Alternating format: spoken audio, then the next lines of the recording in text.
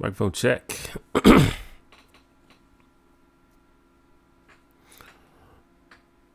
Hello, hello, hello. Hello, hello, hello.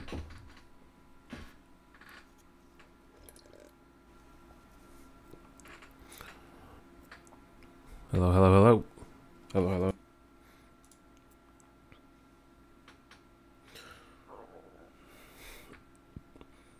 What's up?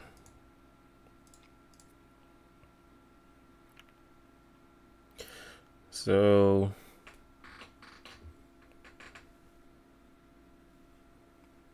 doing the stream today. Didn't do it yesterday, so I decided to go ahead and do it today. I didn't do it last week either, but that's because I was out of town, so that's a more legit reason. But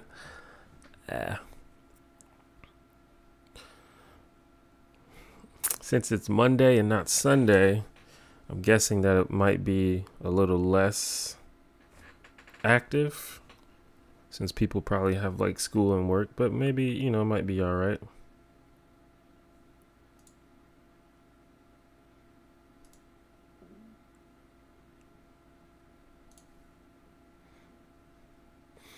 How are you guys doing today? Where are you chatting from? Where are you guys from?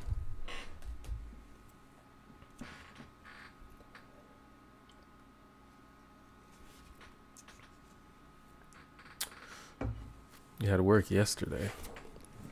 Word. Honestly, like, I don't even know how, like, what percentage of people in today's times follows this sort of Monday through Friday 9 to 5 type job. Like, I still think that that's the case for most like corporate type jobs, but just overall, it probably is just not even that huge of a majority, if it even is the majority. So maybe it's a flawed concept to begin with, especially for younger people.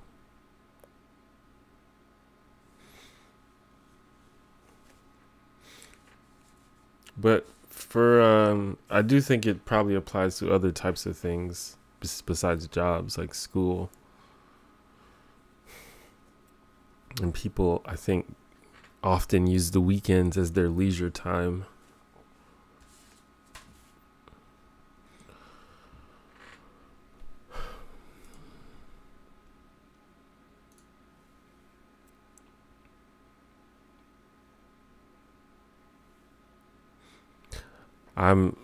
Because of the nature of what I do, I'm like completely out of sorts when it comes to weekends and stuff. Like, it all kind of runs together.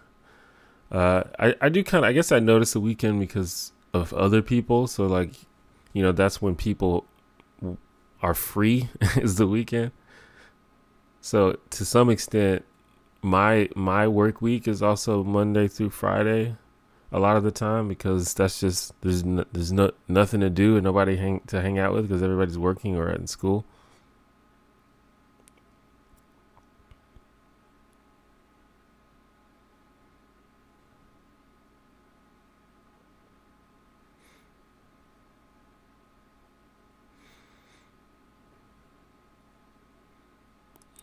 Did I read? I still haven't read the Milo article. I actually made a note of it and I still didn't do it. But I've kind of had a lot of stuff on my mind lately, so I just kind of slipped my mind. I went out of town for a few days last week, so I wasn't reading much of anything. I went to see some family in Connecticut.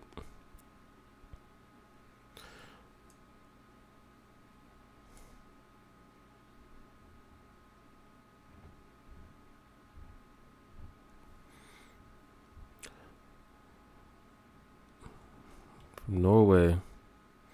Do you have time to nip out for a snout? I don't know what that means. Is that some kind of European slang? You look a lot hairier today. Well, I'm letting my beard grow. And I guess the last time I streamed was 2 weeks ago, so I guess that's 2 weeks of extra growth.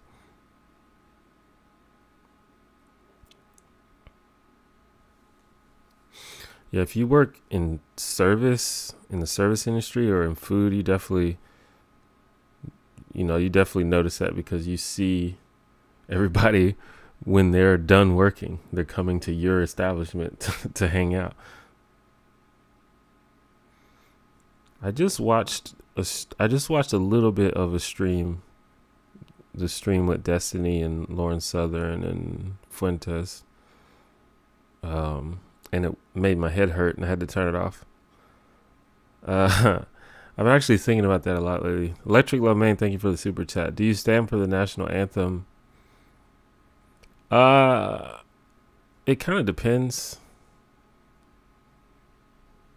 If it's gonna be like extremely awkward for me not to, then I just go ahead and do it.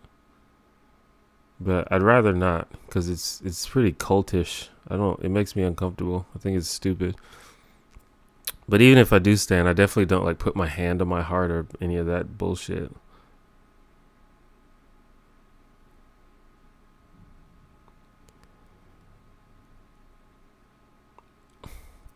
It's just creepy. Like, I don't know, that's sort of, and it's even creepier that some people think that is,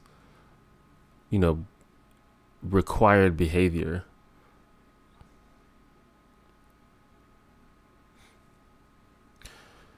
This is my first time watching the live streams. Do you want us to send in questions here? We're just supposed to talk about ourselves. You can do whatever you want, but what I talk about is usually what I'm asked in the chat or what is brought up in the chat. If I get inspired to talk about something of my own accord, then I will. But it's just, I sort of think of it as we're just hanging out. So if you want to ask me a question, then I'll probably answer it, unless it's like super, super weird.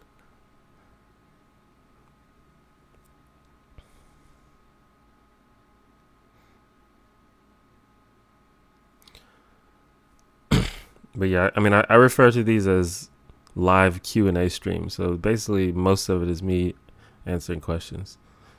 Maybe in the future, I'll have like more of a planned format. But I think it's been fun just sort of hanging and answering questions. So yeah, I never, even when I was a kid, I never said the Pledge of Allegiance. I mean, I probably did when I was a very young kid because I didn't really understand what was going on. But over time, I was like, this is really stupid.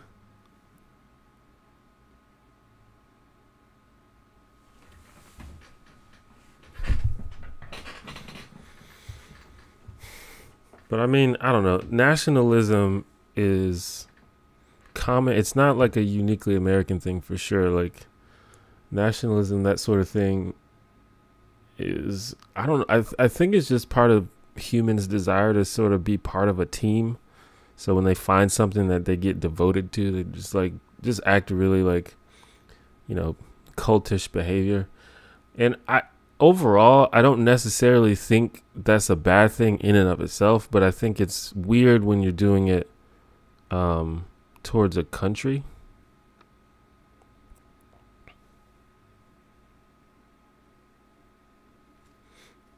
Like, people dress up as their favorite comic book characters. That's pretty culty, but it's harmless, But when you're just talking about, I pledge allegiance to my country, like that gets a little creepy to me.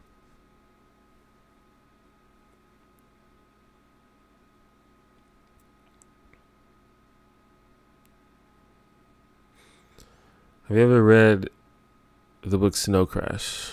No. Am I a big reader? I honestly need to read more than I do. I'm trying to get into it. I think what I'm going to start doing is, I think I'm going to sign up for Audible and just start listening to audiobooks like in my car and stuff. But I want to read more. I'm actually really interested in reading like self-help type books. Like that's kind of what I like mostly am into. I almost never read fiction. Although I'm sure there's a lot of good fiction books. I just don't. It's hard to know if a fiction book is going to be good. So I'm like, maybe I don't want to get invested in something and then be disappointed. What is your view on other forms of discrimination? For example, heightism.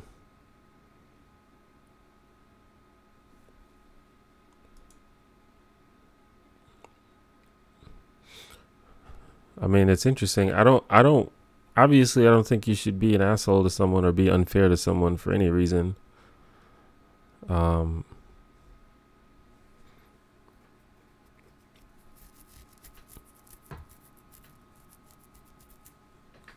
But there's different things about like when you're talking about height, because height is a physical aspect, and I think it's natural for people to have preferences when it comes to physical things. Like if someone said, I like it when you wear red t-shirts more than when you wear blue t-shirts. I don't think that you would call that person like prejudice or being a bigot. It's just like expressing a physical preference.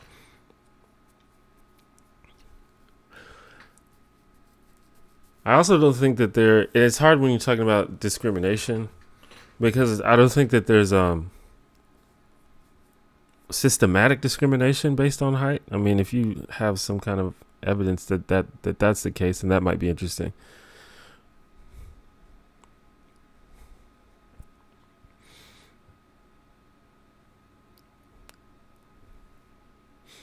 But it can suck. I mean, but that's just the way of the world. Like there are people that don't like guys that have long hair, and that sucks for me if I like that person, but I think they're allowed to not think that that's physically attractive. I think a lot of people they sort of feel like, I mean, I'm not accusing you of this, but people feel like entitled to certain things, especially when we're talking about like relationships. People like it's unfair, and this is interesting.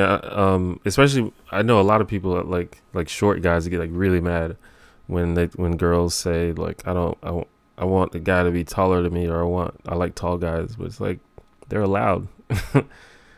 It's kind of weird to think that the type of person you are is the type of person other people should be into.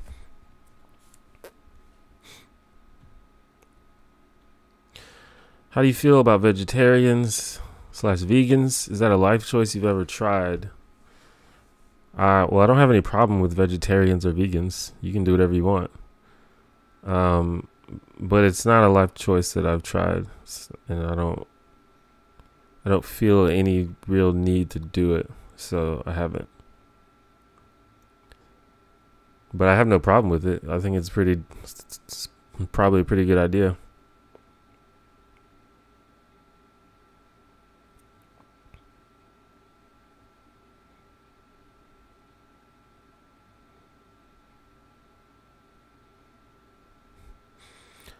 I think that if you eat eggs, then that means you're not a vegan. But who knows?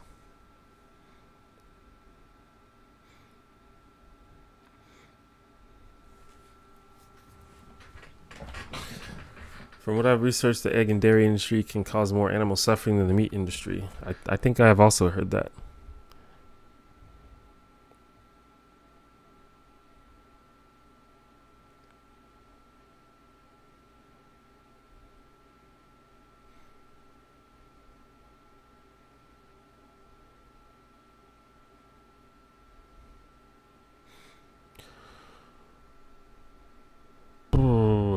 How do you deal with irrational ideas from your own political wing? How do I deal with it? I don't think it's my job to deal with it. I have my own ideas. If someone wants to have a discussion about something, that's fine, but I don't. And just because someone is on my own political wing, it doesn't imply that I like them, or doesn't imply that I agree with them. So I don't know. It's just, if someone I think has like bad beliefs or something, like irrational beliefs, then if they want to have a civil discussion about it, I can tell them what I feel. or if they just are crazy people, then I'm just happy to just ignore them and try to do something productive with my life.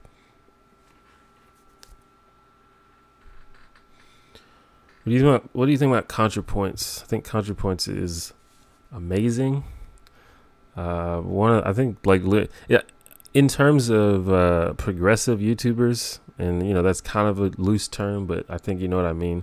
I think ContraPoints is probably the best one. Like bar none, probably the best progressive YouTuber, or the best YouTuber who makes specifically progressive content.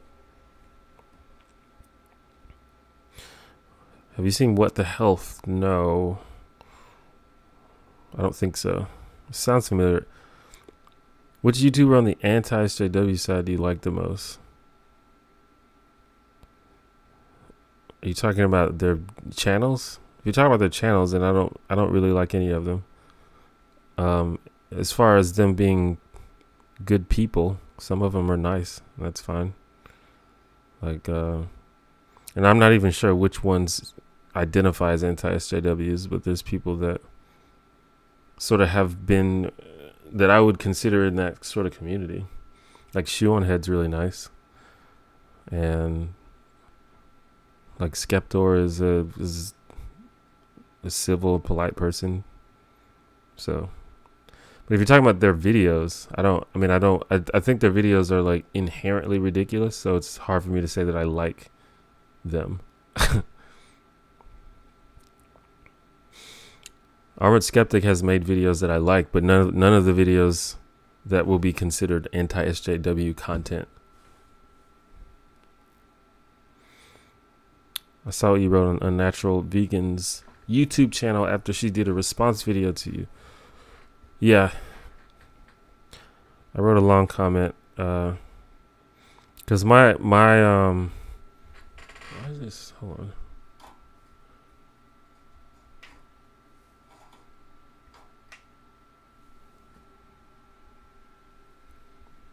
I don't know. My inclination, or my strategy, is I don't make response videos to people.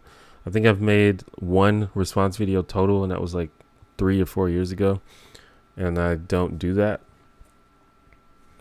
And honestly, I usually don't respond to response videos either, whether in text or in video form.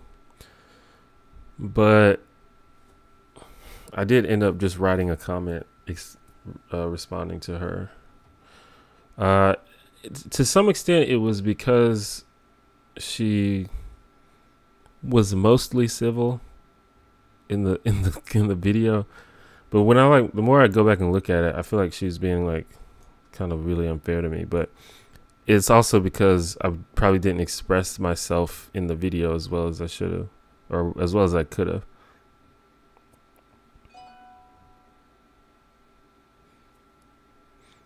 Have you seen discussion ContraPoints had with Sargon? Would I do it? I wouldn't do it ever. And I saw maybe like 8 minutes of it. I personally don't. I don't believe that Sargon is like a good faith person. And I don't think he's interested in like facts or being reasonable. So I don't. It's hard for me to really watch him without just getting frustrated. How do you keep yourself humble but also maintain high self-confidence throughout the day? It's difficult to be both down to earth while you remind yourself that you are a fucking awesome. Well, it's about empathy. Like when you say that you are awesome, you're amazing, that doesn't mean you don't acknowledge your flaws. Like, I think that's the difference between confidence and arrogance. You acknowledge where you have issues, but that doesn't make you a bad person, doesn't make you not awesome. I think that's part of confidence, actually. I think this is something you guys should watch some talks from Brene Brown. It's something that she's been talking about people seem to think that strength, like personal strength and like courage, that's equivalent to being like to having bravado or like cynicism. But really, real courage and what really makes people good people is when they're not afraid to be vulnerable, to make themselves vulnerable and to show compassion to other people. So I think it's just a sort of like a difference in terms. Like when I say confidence and, you know, you're an awesome person and think about yourself as an awesome person, I don't mean go around being braggadocious and bravado and, you know, pretending that you're better than other people. It's just about being self-aware and being marveling at the fact that you're a human being, perhaps a healthy human being, perhaps a human being that lives in a country that allows you to, you know, have freedom and stuff like that. Like just how amazing that is, and how awesome it is that you get the opportunity to, you know, share yourself with people and show compassion to other people. But you can still acknowledge your flaws at the same time. And I think it's good to, like, it's self-awareness. It's like one of the biggest things. I've been watching a lot of Gary Vaynerchuk lately. Like I've become obsessed with Gary Vaynerchuk, Gary V. And he's all about empathy and self-awareness. Those are two important things.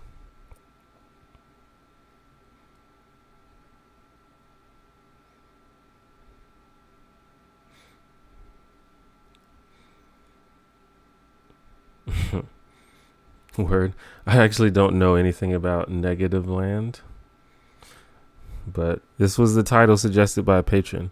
If you become a patron of the One Genre, you can title my streams.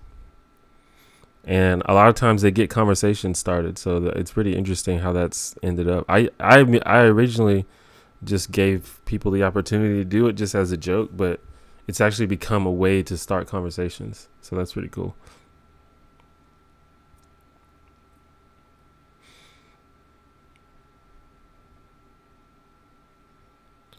When did you start watching Vlogbrothers? 2008. I remember because I watched the first video. I think the very first Vlogbrothers video I ever watched was the video. And if you don't know a lot about Vlogbrothers, then this might not make sense to you. But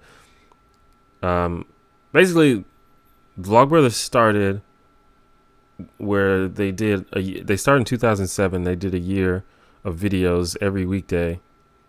And it was just supposed to be like a 1-year project. And then after that, they decided they were going to keep making videos. And the first video that I ever watched from them is the video where they revealed that they were going to keep making videos.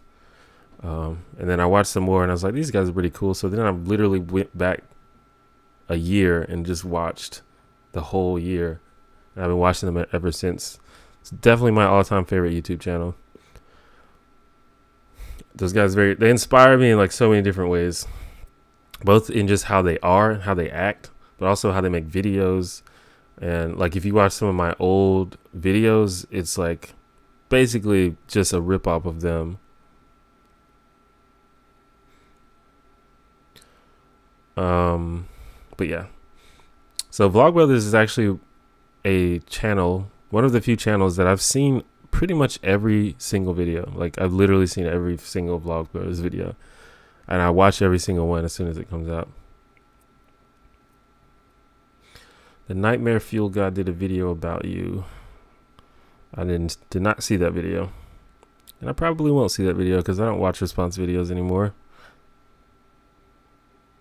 You seem to find issues with you for not making being against religion your #1 issue.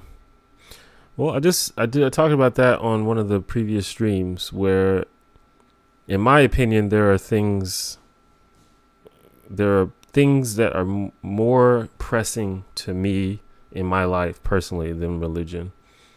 Like, I'm happy to talk about religion. I think religion is heavily problematic. But when I look outside, when I read the news, and when I look at what I think are the problems in the world, it's not, it's not religion. It's not, obviously there's worldwide problems, like fundamentalist terrorism, for example, is obviously a big problem in the world right now.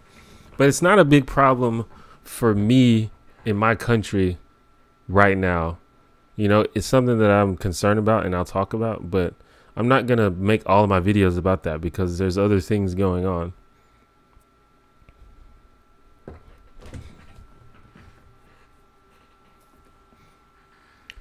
What do you think of Shu being a friend of Lauren Southern? I don't care who other people are friends with, really.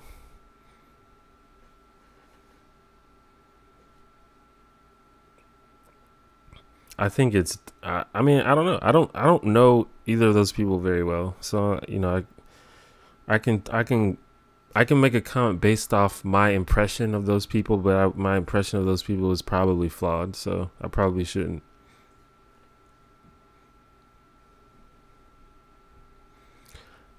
I think both Shoe on Head and Lauren Southern do disappointing things all the time, and it's not for me to this is just another in a list of disappointing things that Shoe on Head has done. But it's at the end of the day, I'm not losing sleep over who she's friends with.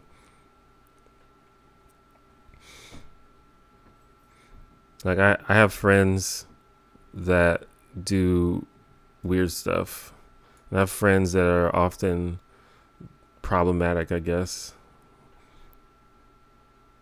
I don't have any friends that are like white nationalists but I do have friends it's saying who you're friends with it's a complicated issue. Like I'm sure that there are people who would like to say like I have 100%, all of my friends are woke and none of them do anything problematic ever and none of them have opinions that I disagree with. But I probably don't believe you if you say that.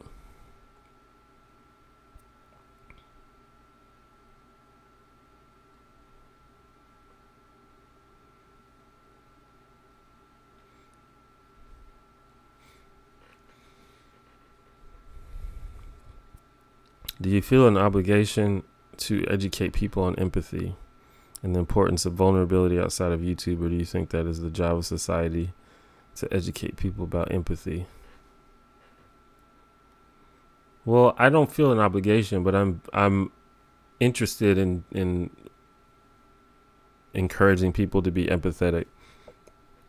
I don't think I have to do it. I don't think anybody has to do it, but I think it's good when people do it. So, and that's what I want to do. And I don't necessarily think that I've been very good at doing it. And that's something I've been thinking about lately is because when you talk about politics and social justice a lot, it can get really depressing and it can make people cynical and it can make people pessimistic and it can make people angry. And I'm trying to best figure out a way to talk about these important things while still making people hopeful and optimistic at the end of the day. And I don't necessarily think that I've achieved that yet, but I'm working on it. That's one of the reasons why I like Vlogbrothers a lot, because I think that they do that.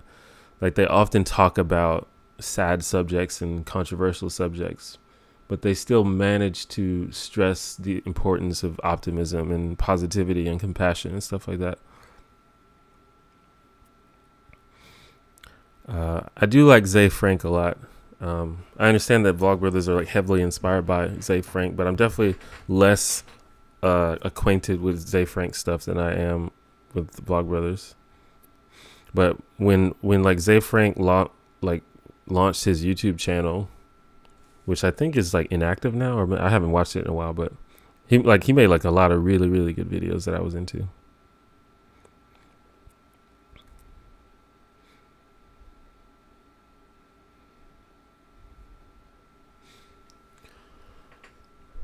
One criticism is that Shu is normalizing Lauren to her young audience by being friendly to her and not calling out the white nationalism. What do you think?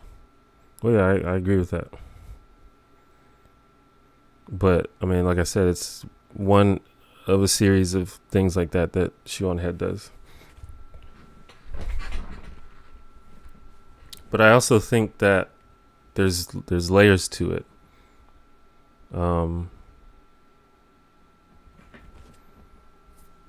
Like, I don't think that Shoe on Head is malicious, and I don't think that she intends to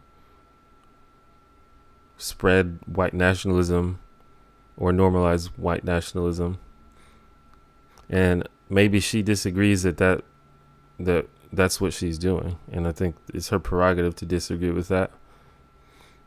And also, like I said, I don't know Lauren Southern that well, and Shoe on Head knows Lauren Southern better than I do. So, you know, she probably has a perspective that I don't.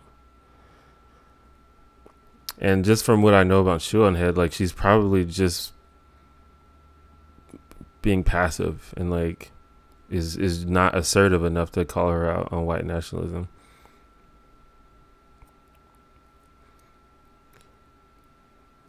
But I don't know. Like I said, I'm not really losing sleep over it.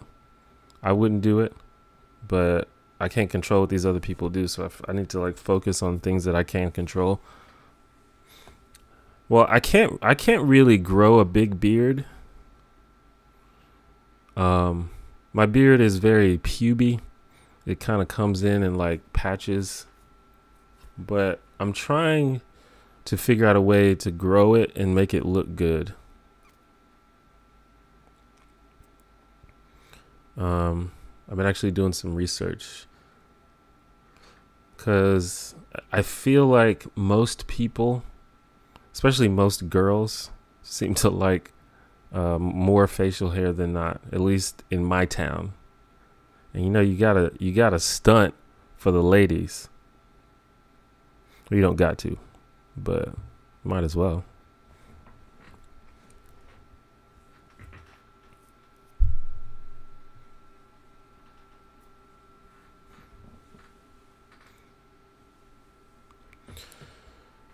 When was the last time you cried and why? I don't know exactly, but I pretty much cry every time I watch a movie. Well, it's maybe not every time, but it's really, I get moved very easily by movies, whether they're happy or sad. And it doesn't even have to be a particularly good movie. I just get moved very, very easily. I don't know. I think I rewatched Little Giants the other day. That probably made me cry. Just to give you an example of what kind of person I am.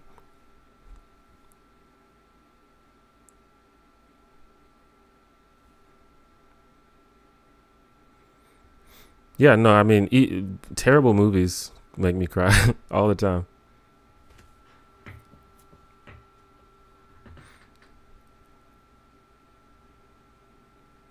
All they need to have is just like one like really sweet moment or something, or one really sad moment, and I'll probably cry a little bit.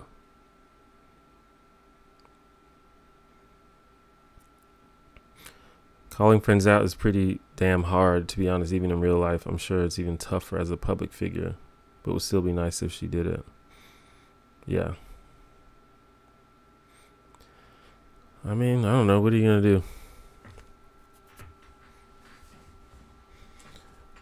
You know, maybe she's been thinking about it. Maybe she's planning something out, or maybe she's trying to figure out the best way to do it.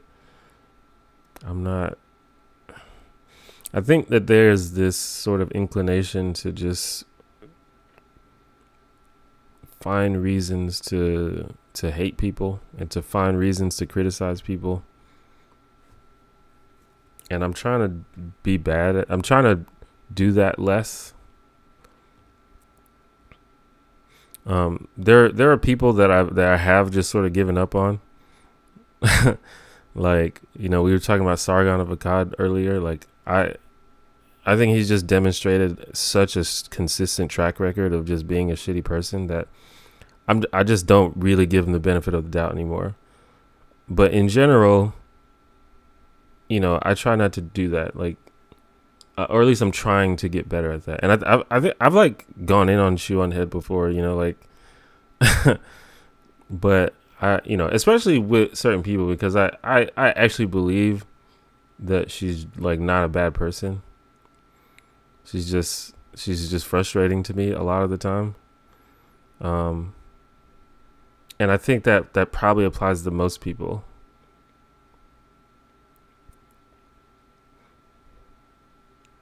So I don't know.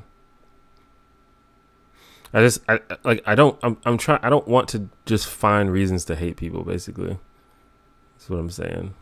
Or find reasons to turn up my nose at people. I'm trying to avoid doing that. And I say this knowing that I don't always succeed at doing that, or I don't always succeed in avoiding that, but I'm trying to.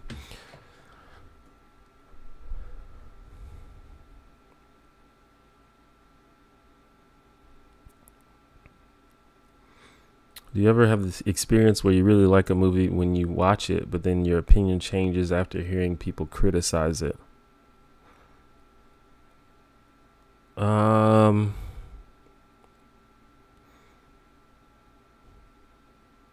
Yeah, I mean, not recently. That has definitely happened like in the past.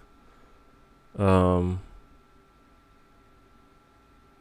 I feel like I probably have a good sense of just a better sense of things now, but just growing up when I was sort of figuring myself out and what I valued and what I was into, I was easy. It was easy to.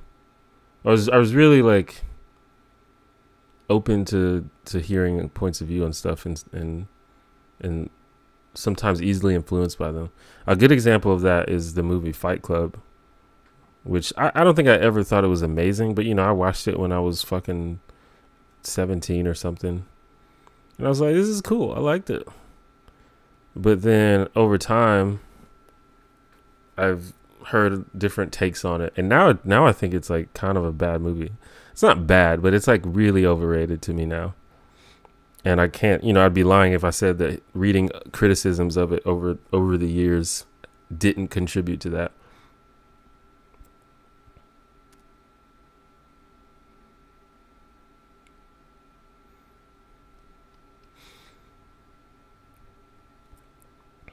Do you feel like it's difficult to be funny and PC at the same time? I noticed you said you got a stunt for the ladies. Then I laugh, and then you were like, well, you don't have to.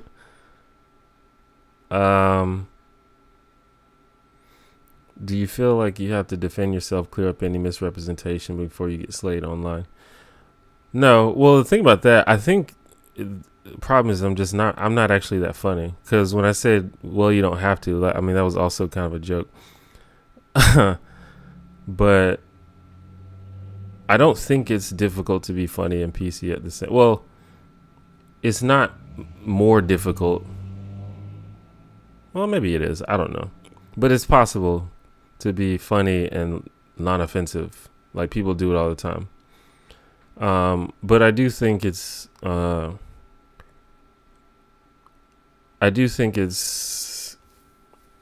well, it's important to me to not piss people off.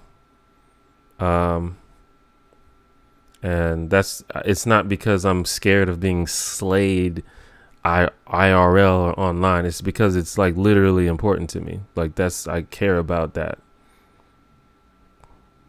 So that's why maybe sometimes it might seem like I'm going out of my way to explain what I mean or to do stuff like that.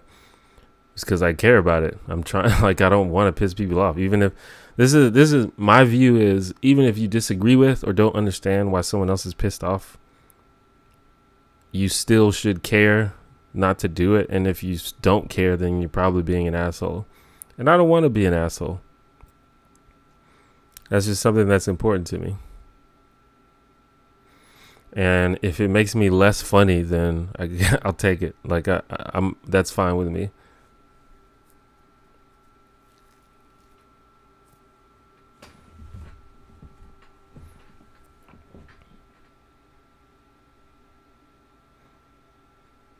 Like there's some things, like, you know, in certain company, you know, I'll be less, you know, I won't be that crazy about doing that if it's the right company where I know that people won't care.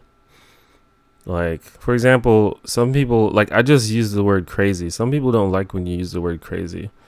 And I understand why, but I feel like most of you guys kind of understand where I'm coming from, and I don't have to explain that. But, like, for example, if I was on another channel, like if I was on a channel run by someone who made videos about mental illness, I probably wouldn't use the word crazy, because I don't want to piss people off. So a lot of it depends on the context as well. And when I'm hanging out with my closest friends, then I'll make jokes that I would never make even right now. So, you know, the context matters.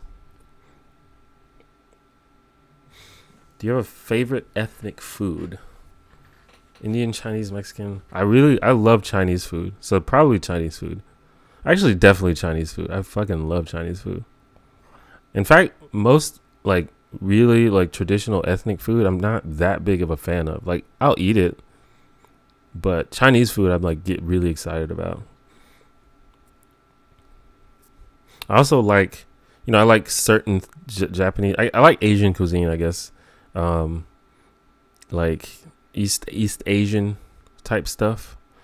I don't particularly like Japanese food overall, but I love sushi and I love ramen.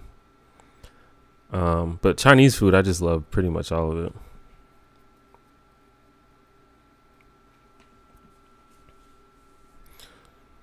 You've said in some of your videos that you weren't always as progressive and self-assured as you are now. What happened for you to get to where you are now? Was it just aging? Or was there an episode where your world flipped upside down? Well, it's a combination. A lot of it was just learning more stuff and being more educated. You know, because, you know, back in the day when I just didn't know anything and I just sort of went off of my own flawed intuitions and my own feelings. Because a lot of time, literally just being informed about stuff will just make you have a better view on it. You know, like, I don't know, I'm trying to think of an example. Like, for example, you know, there's this big debate about gender and transgender people. And a lot of it is just people who just literally don't know what they're talking about. So, like, if you decided one day, hey, I'm going to be diligent and I'm going to look up all the research on the latest science on gender and biological sex and stuff like that. If you actually do that, then you'll learn very quickly that, you know, transgender identities is widely, you know, the scientific consensus, and there's like no debate about it. And that's, you know, and if you understand that that's the case, you're going to have a different opinion on it. So it's stuff like that. But, you know, in terms of being like a better person, there's definitely been many episodes in my life. Like I've seen how the direct result of me just not being a very good person and how that just kind of completely changed the course of my life and ruined, you know, some of my relationships and things like that. You know, after that happens enough times, you hopefully just get a wake up call and be like, yo, I gotta do better.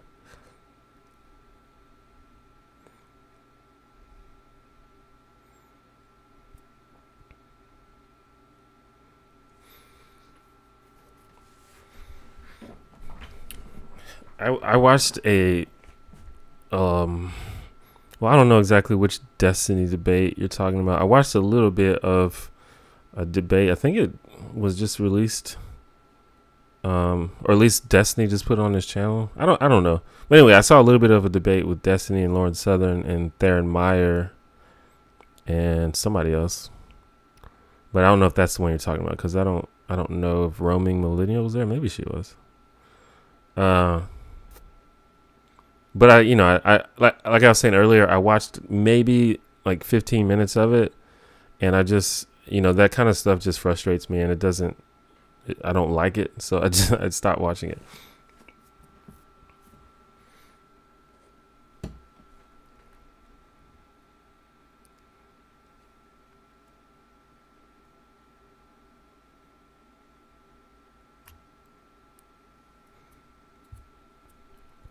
Is it necessary for us young people to commit the mistakes you've done to get where you are? Is it easier to change because of our own faults rather than someone educating us? Well, I don't. The thing about it is, it doesn't matter if it's necessary or not, because you're gonna commit mistakes. You're gonna make mistakes, and you're gonna have missteps. But I think it's probably, like some mistakes are worse than other ones. And if we can convince you to not make the big mistakes, then I think that's better than you doing them and then potentially having a drastic consequence. Like, for example, don't do heroin. Like, yeah, it might be enlightening for you to try heroin and then realize it's ruining your life and then change. But it'd be better if you just didn't do heroin ever to begin with. Like, that would be better. So, I guess it just depends on the level of the mistake.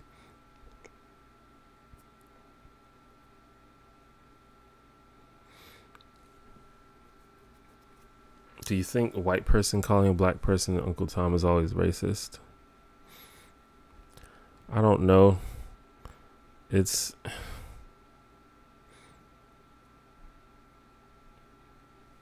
I don't know if anything is always anything, but it just doesn't seem like there's ever an appropriate context for a white person to do that. And I'm not sure that I've ever seen a white person call a black person an Uncle Tom and then that be like a fair thing for them to say.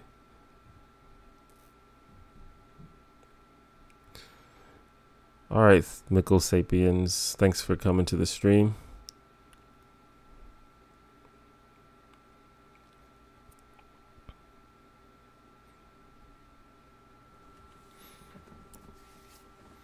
How do you think people should approach discussing the Uncle Toms? I don't really enjoy talking about things in that context. Like,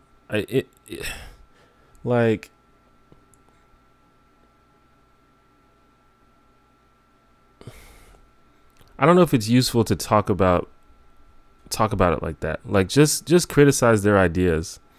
Like, I think it's interesting to point out when you have like a transphobic trans person, like that's obviously something that's remarkable. But at the end of the day, just criticize their arguments. Like, it's kind of an ad hominem, to be honest. Like, the fact that they're wrong has nothing to do with the fact that they happen to be trans or gay or black or whatever. The fact they're just wrong, or if they're wrong. So I think it's just better just to address their arguments, and it's not even important anymore what their identity is.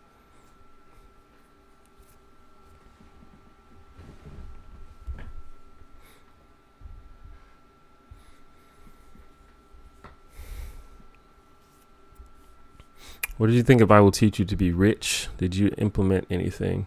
Well, I think there wasn't anything like extremely groundbreaking in it, but I think it just sort of it drove home the importance of saving and investing, which a lot. I think the reason I got really into Ramit Sethi is because it's none of this like 3 easy steps and you'll be rich in no time. Like, it's basically literally, yes, invest your money for 40 years and then you'll end up rich. It's that sort of thing. So I think it just sort of drove that point home where it's like, you need to stop fucking around. You need to start saving. You need to start investing like right now. You need to do it, like literally do it right now. And you don't need that much money to start. You know, you can do more later, but you just need to start.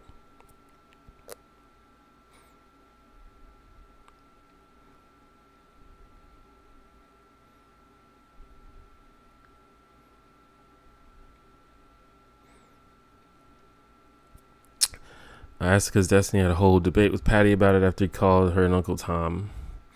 Yeah, I mean, I haven't. I can watch that, I guess. I haven't seen that, but that sounds like something Destiny would do, to be honest.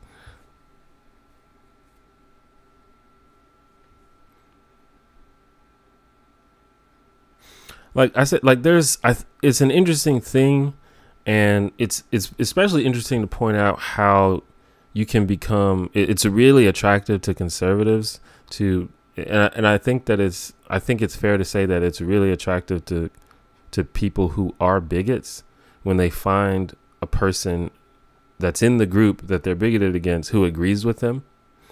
And I think that can make people that can make these people very popular very quickly and can make them very successful because they can grab up that audience, and it's like a very passionate, you know, not single-minded, but it's a very passionate, like tight-knit audience.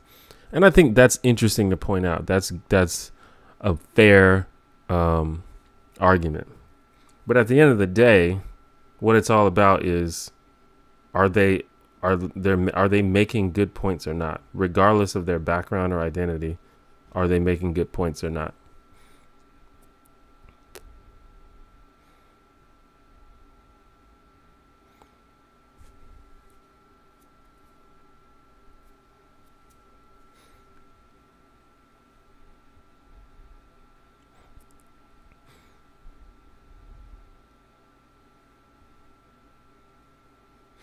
And I honestly think a lot of these people are not particularly interested in making. They're not trying to have serious debates in the world. They're basically demagogues, and they're just taking advantage of a simple-minded audience to, you know, for whatever reason, you know. Like there are people that I think obviously, you know, like if you think of someone like Theron Meyer, who I still don't know that much about Theron Meyer, but that's a person that I think is at least saying what she actually feels, whether or not her audience likes it or not. And, you know, that's more respectable than just your entire YouTube channel being transphobic, you know?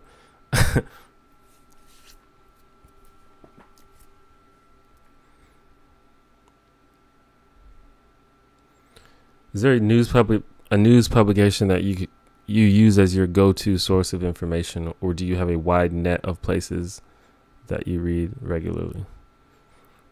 If anything is my go-to source of information is probably NPR, just because that's what I listen to in my car, and so that's whenever I'm in my car, that's the news I hear. But in general, I think I'm actually, I talked about this in a stream before. I think I'm going to make a highlight of it and put it on my channel, but I don't believe that, you know, the news and the media isn't perfect, but I do believe that mainstream news, for the most part, cares about getting the news right. And I think that most mainstream news sources are fine. So, you know, if I'm looking for news, or if I'm researching something, and, you know, like CNN pops up, or The Guardian pops up, or, you know, the Washington Post pops up, I'm gonna feel okay that they probably aren't misleading me. You know, they might not have all of the details that I need, but that's why you look at multiple sources and you can get it all, you can collect it together.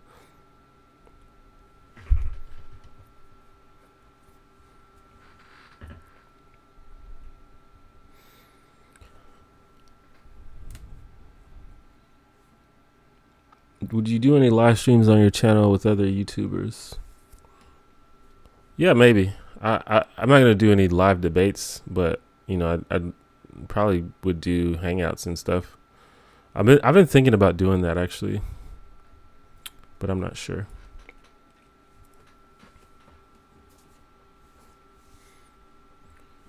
Do you like Al Jazeera? I've always been a fan, but now I feel weird about it since it's literally owned by Qatar State. Yeah, I mean, I do like Al Jazeera, but I also have the same reservations about it as you do.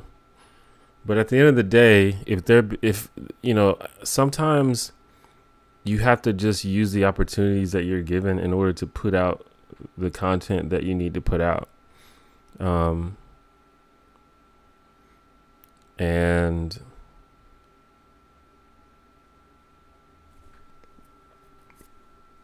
you know, I think this is a big thing where basically if I felt like Al Jazeera's content was being biased or being influenced in a bad way because of their relationship with Qatar, then I would have an issue. But I don't think it is. At least not, you know, Western versions of Al Jazeera. I'm not that familiar with, you know, the local version. And I think AJ Plus is really good, which is a subsidiary of Al Jazeera.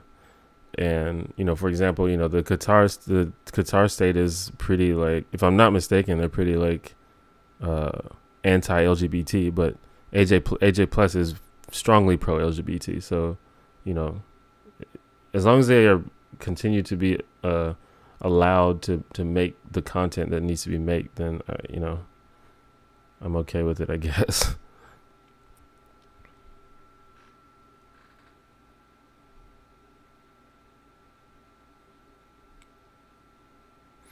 Yeah, I mean, I disagree with Darren Meyer on most things, probably. What's up, Casey? Which online pundit do you think is the most disingenuous? I don't know. What counts as an online pundit? Are YouTubers online pundits?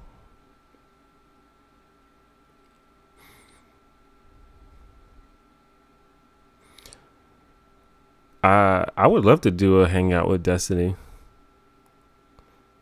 I think that it might be bad for me because it would be exposed to how much smarter he is than I am. But I mean, I don't know. I'm kind of a big fan of Destiny, to be honest. Like, even when he's not talking about politics, like, I just watch his stream. He's just like funny.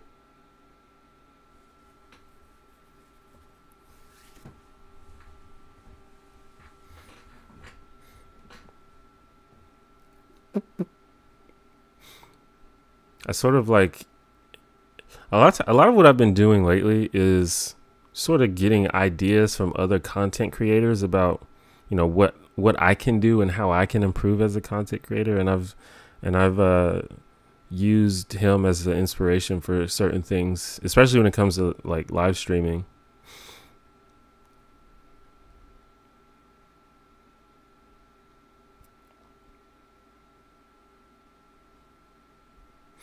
Yeah, I mean, maybe if there was a specific thing to talk about, then we would do it, but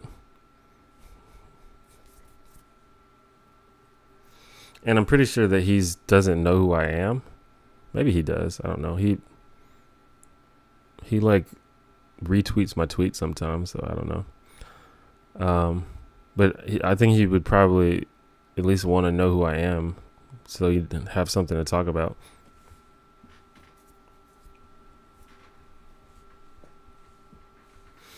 But I mean, like, for example, he's had ContraPoints on like 3 times, but I think that's just because he, like everyone else, loves ContraPoints. And I don't think they had any like specific debates. It was just kind of them agreeing for an hour.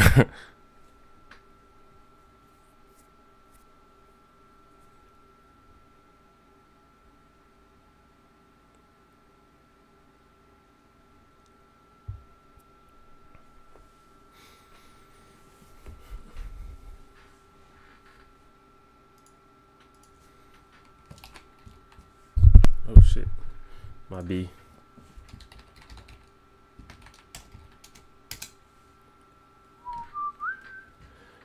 Apparently, I need to listen to Negativeland. Oh, I spelled it wrong. I've been misled.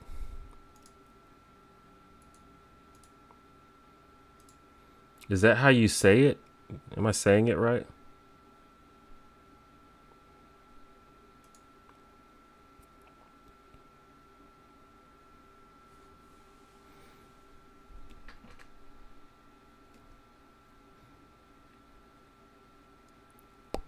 But I mean, there are things we could debate on. Like, he's pro-life for one thing, which I'm strongly not pro-life. There's probably some other things that we disagree on.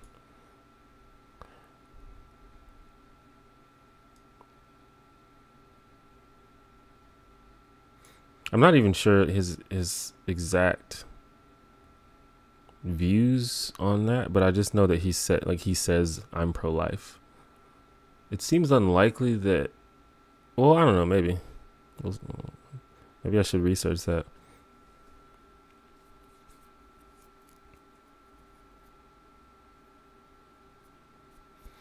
Yeah, I was gonna say it seems unlikely that he would argue to make abortion illegal, but again, I don't know.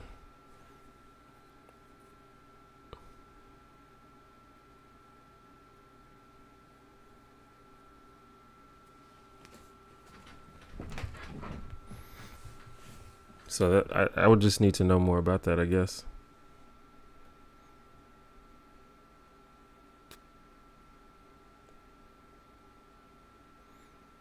Well, yeah, the terms, both the terms pro-life and pro-choice are pretty like obnoxious straw men, but that's just what we use, I guess.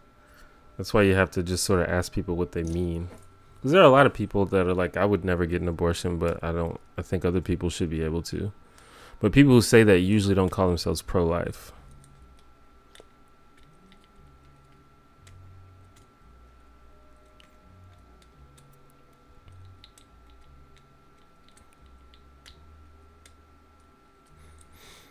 But I don't know. That's an interesting. It's interesting to me that he says that he's pro-life.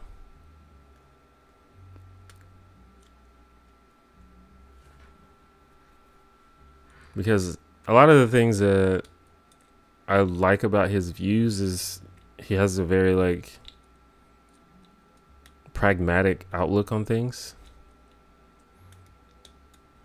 Like, and that's my big thing, and that I get in trouble with progressives a lot because I think there's it's like a growing sentiment that that feelings matter. That feelings matter just as much as practical outcomes. And I'm not on that at all. And I don't think that's unique to progressives. In fact, I think it's way more common among conservatives.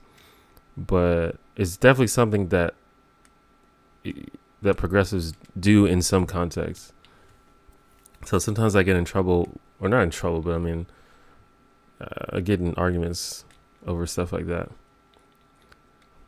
And that's one of the things I like about Destiny is like he's usually all about the pragmatic outcomes of something.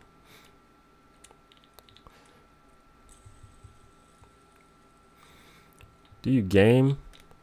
I mean I I think of myself as a gamer, but honestly, I've not been playing many video games lately.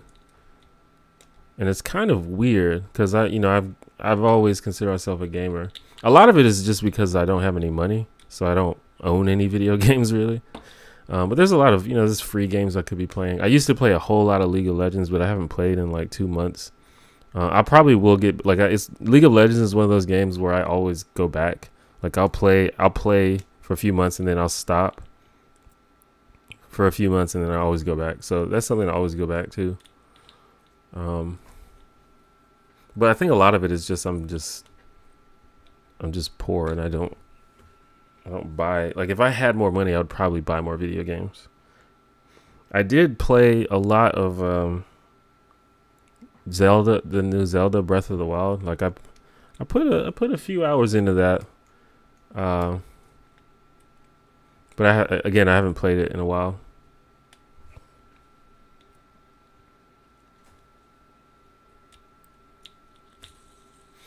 Breath of the Wild is amazing, by the way. This thing is not easily the best Zelda game, but not only that, just one of the best games I've ever played. It's so good. I didn't actually review the band.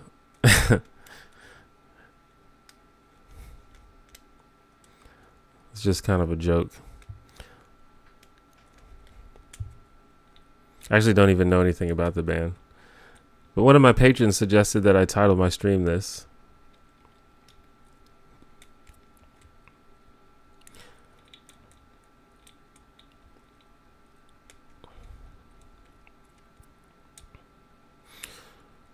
Debating abortion would definitely be interesting. I think its problem is basically, when does something become human? The point at which abortion is legal and illegal are kind of arbitrarily chosen.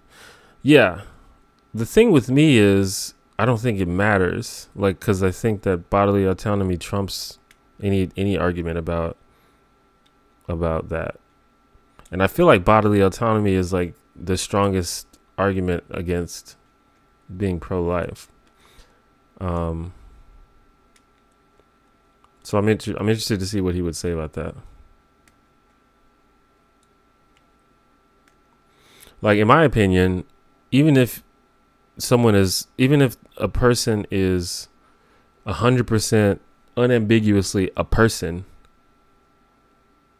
you still have the right to choose what happens to your own body, regardless. Like, I like to use like this super like sci-fi hypothetical, like, you know, like what if you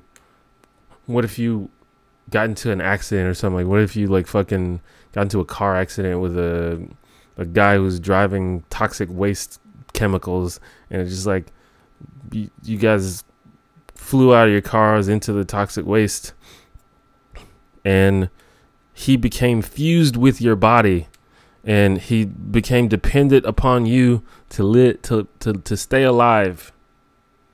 But that shit, you know, obviously that sucks for you. And then the question is, are you allowed to get a surgery or get something to remove him from your body, even though it might kill him? And in my opinion, you do, because it's your body, even though that's obviously a full-fledged human being. It's just an unfortunate situation, obviously. And I think that's the thing that, you know, a lot of people, you know, they're using emotion-based arguments, because they're acting like, you know, people just like abortion. And that it's, you know, it's just this crazy, this is happy-go-lucky thing people are doing. No, it's not. It's a shitty, sucky thing.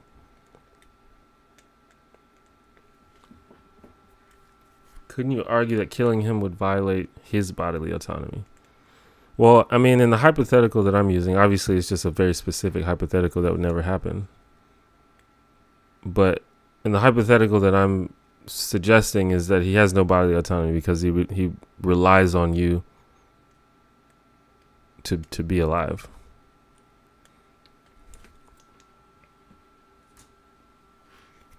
You know, if it was a situation that was like conjoined twins, where both people are, you know, have control over their bodies, then that's different. You know, I don't think one of those people gets to decide.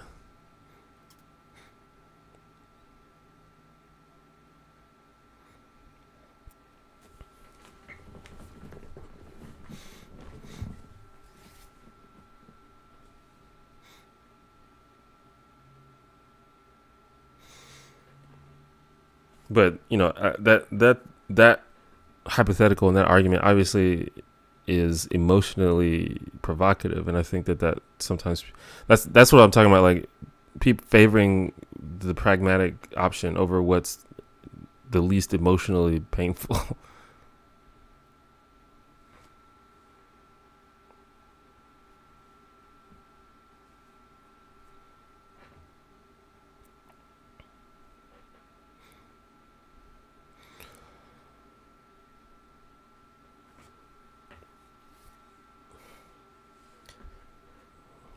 what do you think about the people that say that black people need to do less crime and cops wouldn't mess with them, but never talk about how most blacks don't commit crime?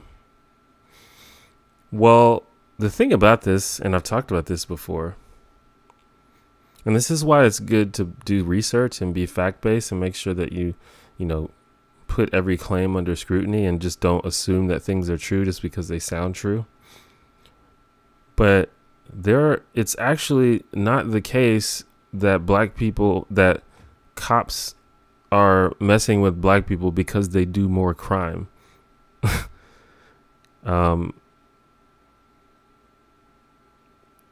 Like basically the increased presence of police in a community has nothing to do with how much crime is in that community. And there's several studies that have shown that that's the case, that what causes cops to go to a certain community or to mess with a certain group of people is not how much crime they do. So that's not even a legitimate premise to begin with.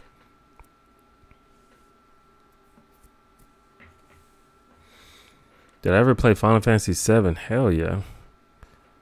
The game changed my life.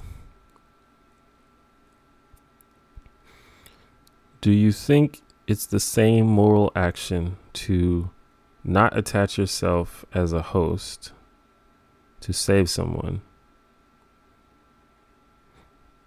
Wait, what? Not attach yourself as a host to save someone.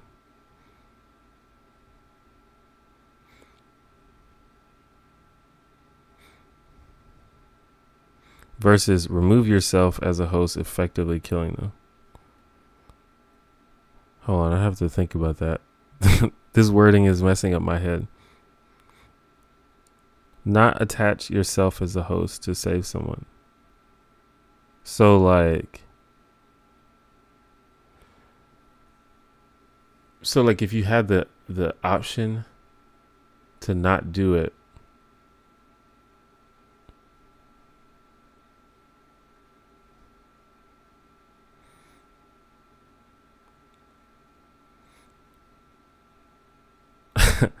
well, I mean, it's not the same moral action.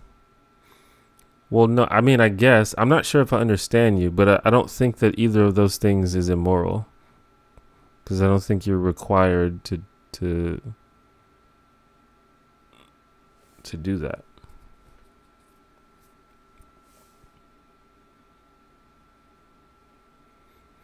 It would suck and it would probably be traumatic for you, and it would obviously result in somebody dying.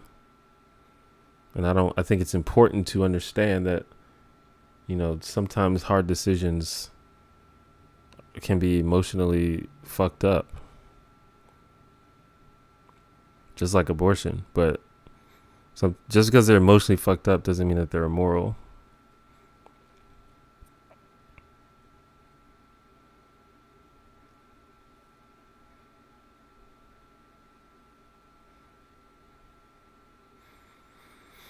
How did Final Fantasy VII change my life? Well, because Final Fantasy VII was the first, basically introduced me to the world of RPGs. I didn't play a whole lot of RPGs before that, and I didn't really take them seriously before that. But Final Fantasy VII was so cool and so fun to me, and I still think it's really fun. I think it's one of the best games ever, and it just has had such a really engaging story and really cool characters. And it just opened my world up to just a whole different genre of gaming. And it's sort of it kind of messed me up because I felt like there were very few RPGs after it that were as good as it. So I think I missed out on a lot of pretty good games because none of them really held up to Final Fantasy VII in my mind.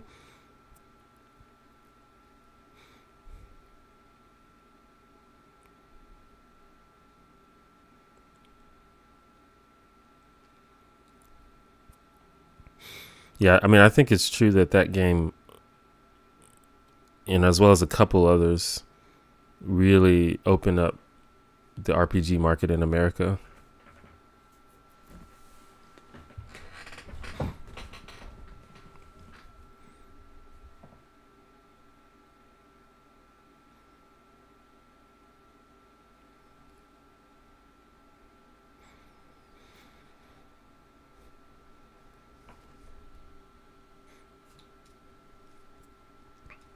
Yeah, I think everyone. I don't know. I think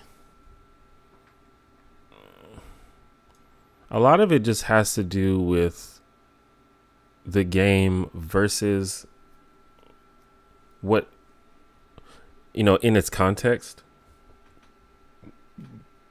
Like, for example, Ocarina of Time in context is like one of the greatest games of all time. If you play it now, it's like, okay, like even Majora's Mask is a better game than Ocarina of Time, like objectively, in my opinion. But almost nobody likes Majora's Mask more than Ocarina of Time just because of the context of the game in which it came out.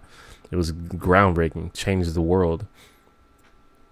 And I think that's sort of the case with Final Fantasy VII, although I would say that probably think it's still one of the best Final Fantasies. Maybe it's... I don't know. The thing is, they're all good. But I think I think Final Fantasy X is probably better. Final Fantasy 14, if you count that, even though it's a different genre, Final Fantasy 14 is amazing. And Final Fantasy 6 is really good. I think I like Final Fantasy 7 more than 6 though. Final Fantasy Tactics is really good.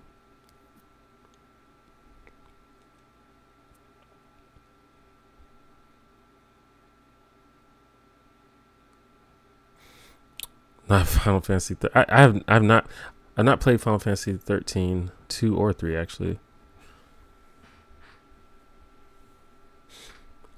But it's pretty crazy how consistent the Final Fantasy series is. Like, everyone has their favorite, but they're all good. Like, literally all of them are good. I mean, apparently Final Fantasy 13-3 isn't good, but I don't know. I haven't played it. And I think a lot of them are underrated, actually. Like, Final Fantasy X-2 is really good. And I didn't play it for the longest because everybody was like, oh, I don't like it that much. It's fucking good. What the hell? Final Fantasy 9, another one that was overlooked. It's really good. And I think Final Fantasy 13 I think it's one of the worst ones, but it's still good. Like, it's still not a bad game, in my opinion.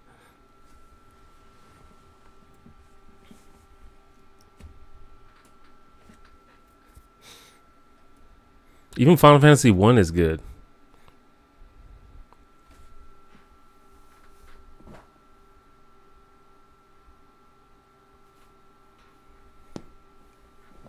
I had this idea where I was gonna stream every Final Fantasy game on Twitch, but then I realized that would probably take, a good majority of my life. And I don't think I have time for that.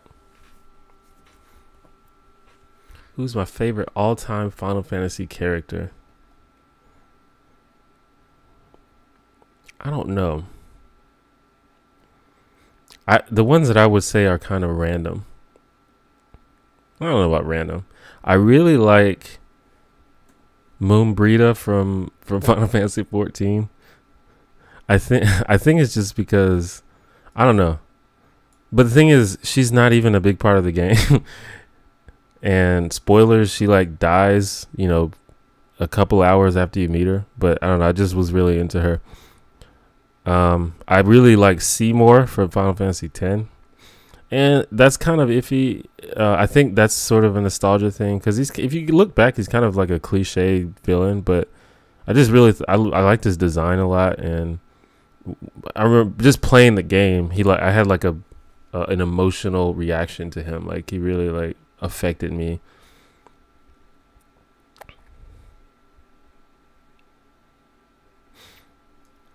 And then there's the classic. Like I mean, when you're 16, you're gonna like Sephiroth. That's just part of being a teenager. That's just the character. I think was literally they were like, okay, what are all of the qualities to make 16-year-olds think a character is cool? How about black trench coat, long ass sword, long anime hair. It's like, it's I think it was an intentional design.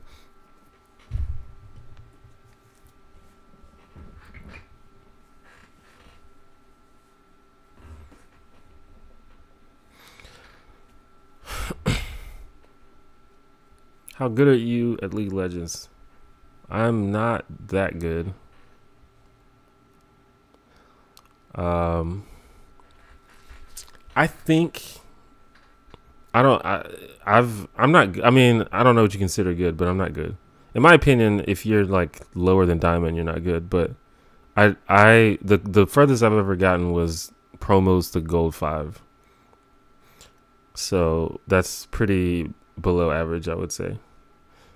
But I think that like I have a pretty decent understanding of the game. I think I just need to like practice and play more. And I think that I could probably get gold something. Maybe higher if I just put in the work. I don't know if I have the patience to put in the work though.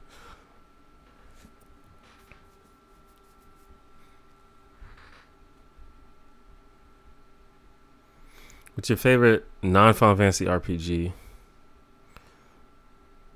There's a couple. Xenogears is really good. Super Mario RPG is actually really good.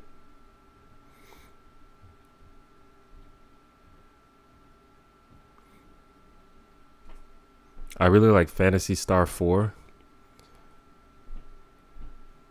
on the Genesis.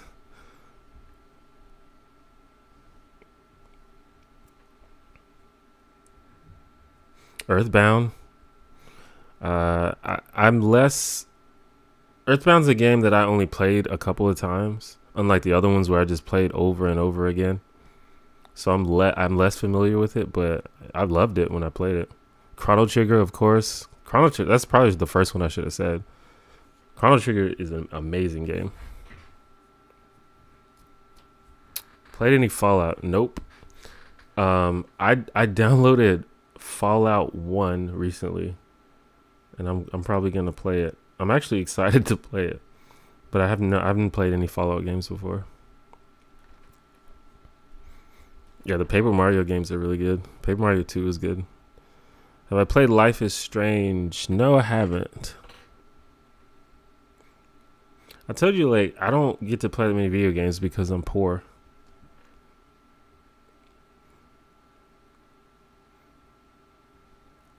So most of the newer games I probably haven't played.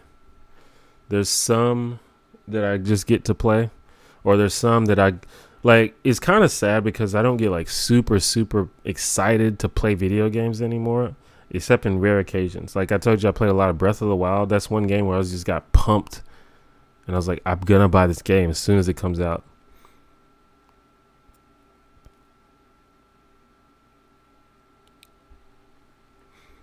And you know that happens rarely though. I think before Breath of the Wild, the last time that happened was like Portal 2. Again, another amazing game. But like all these other games, like I want to play, but I'm not that excited about it to where I'm just gonna go out and buy it first day or ever. Because it's just hard for me to justify spending money on video games right now. Like I have to really be into it. I think the next game that I'm gonna be that into though is Red Dead Redemption 2. I think that I might actually get that because I'm like super excited for that. Like Red Dead Redemption is one of the greatest games ever made in my opinion. Legend of Dragoon. Yeah, I feel like I may have played that before. Not a lot. I've heard Undertale's really good, but obviously I haven't played it.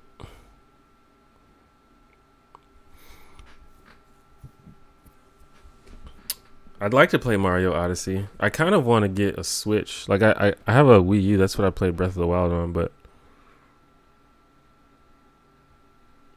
I mean, I'd like to play Mario Odyssey. But again, it's not. I'm not gonna rush to the store and buy it.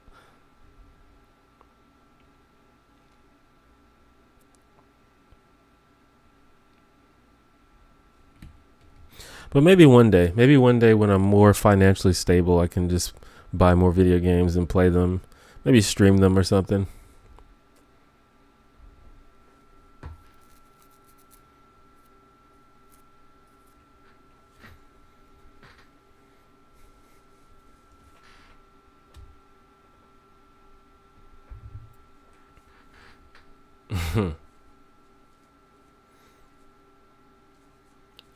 I haven't. No one spoiled Undertale for me. Cause I have this weird thing where I don't like spoilers, even if it's unlikely that I'm gonna watch or play the thing. So I usually I haven't watched any like Undertale streams or Undertale videos or Undertale reviews because I don't want it to be spoiled. Just in case I intend to play it one day. Which I mean, I'll probably play it at some point, but.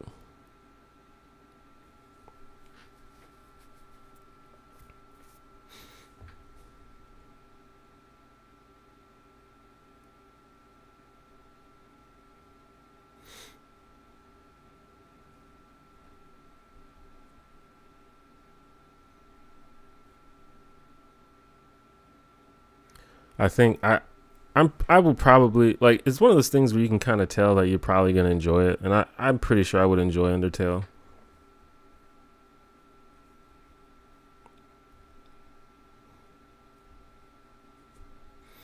I think that's why I just play when I do play a game, it's often a fighting game because it's just a sort of a game you can pick up and play for a few minutes, and then you don't have to follow the story and save and come back and remember what you were doing last time.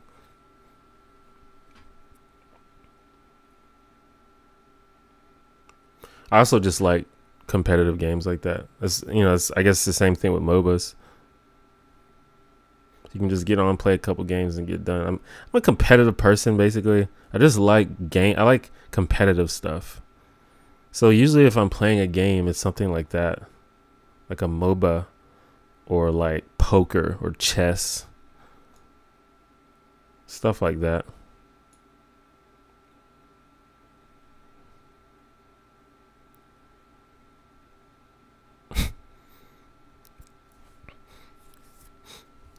It makes me uncomfortable when people use the term SJW unironically.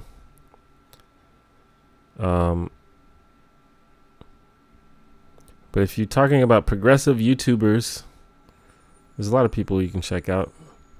You can actually, if you'd like to, you can go to my video called Support Progressive YouTubers, and there's a huge list in the comments or in the description. But there's Cat Black, Marina, Shut Up, Riley Dennis. There's the Motivator Opinion. Things are like slipping my mind now. Ash Hardell was really good.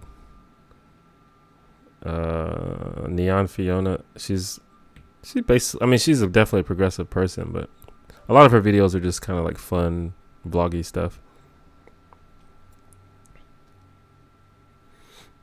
Sean and Jen, or I think it's just Sean now. We on the stream we watched An Actual Joke. That's the name of the channel, I think. But it was really good. That was the first time I'd seen it, and it was actually really good.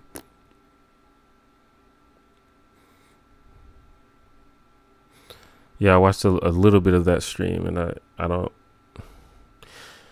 know. There's a level. There's just a level of nonsense that I don't want. I don't find to be productive for me to listen to. And I think that sort of like ethno-nationalism and shit like that falls into that category. Like, if it's like entertaining to you or something, then that's interesting. That might be your thing. But just in terms of me watching something because I want to like enlighten my perspective, like, just doesn't seem very productive. It's like watching fucking,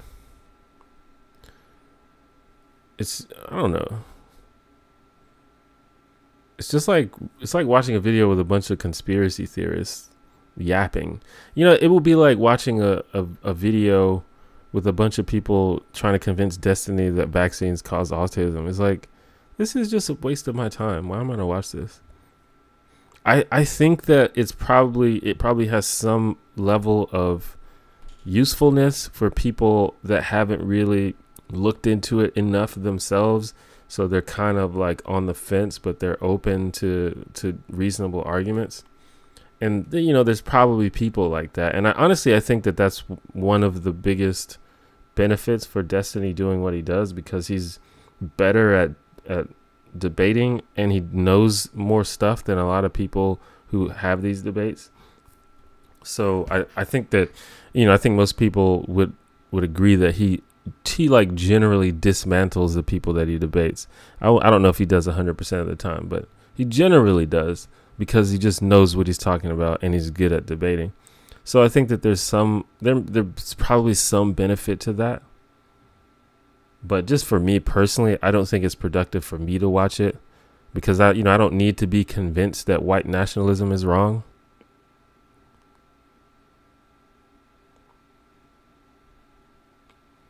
So I don't know.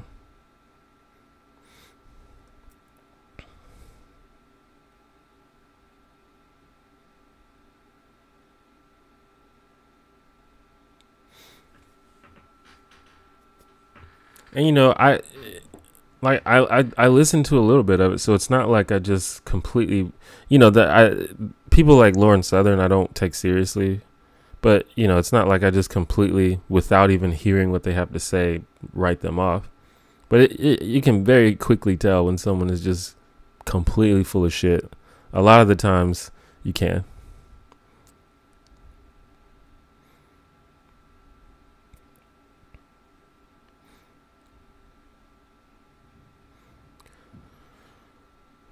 Do you ever want to try hallucinogens? Not really. I've never really been interested in that sort of thing. It's just never something that's piqued my curiosity.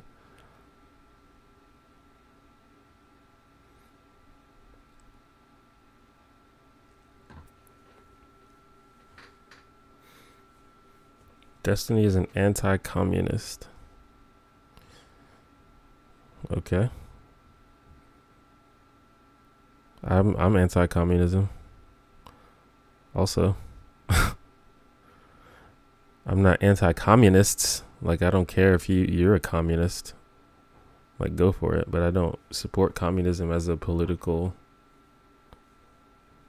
system.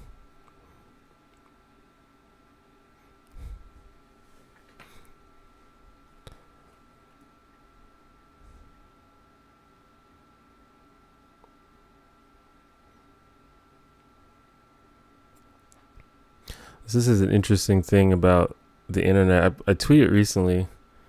There was someone, I think someone on Twitter was like, you know, there's this idea that only some leftists are SJWs or something.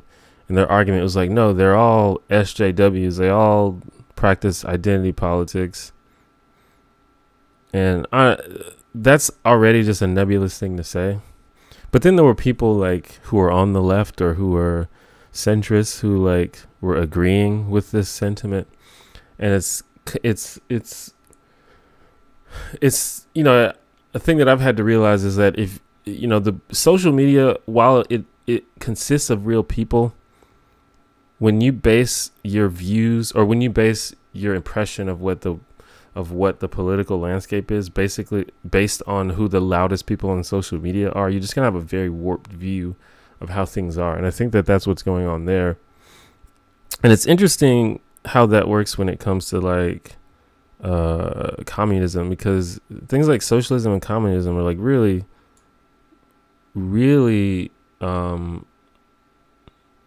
I guess common. It's not even common, it's just that people are loud about it on Twitter. But most people in the developed world aren't communists, and they aren't socialists, you know. And it's you kind of have to sometimes take a step back and be like, okay.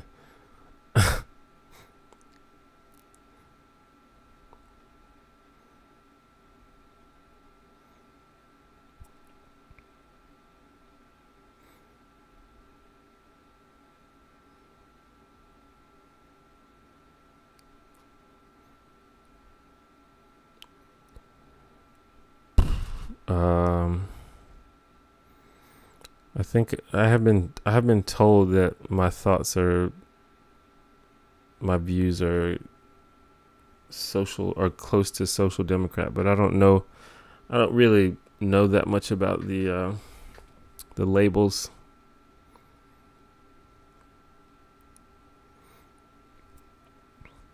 I don't think that we talked a little bit earlier. I guess you weren't here about the term about calling people Uncle Tom and stuff. But I just don't think that that's a useful way to talk about anything.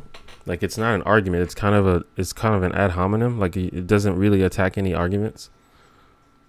So, like, what's the point? Just debate their ideas. Don't just call them names or try to label them.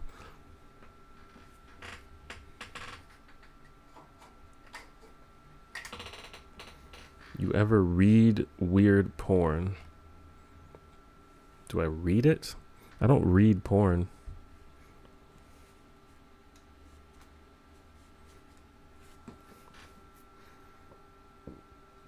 I feel like that's an inefficient way to consume porn, but maybe it works for some people.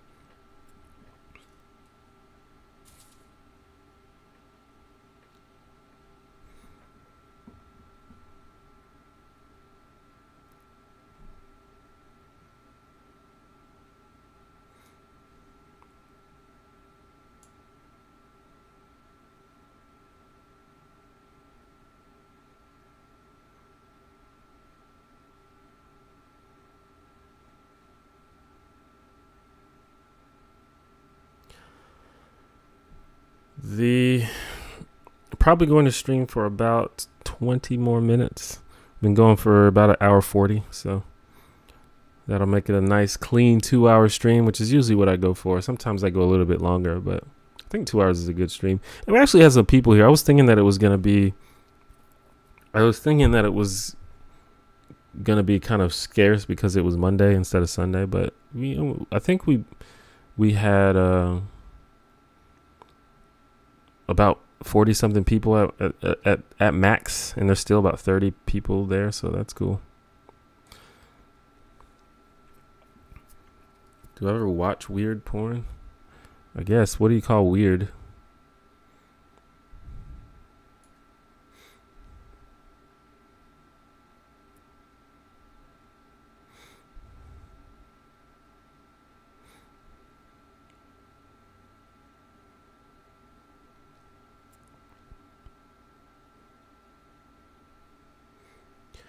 I don't think there's going to be a revolution.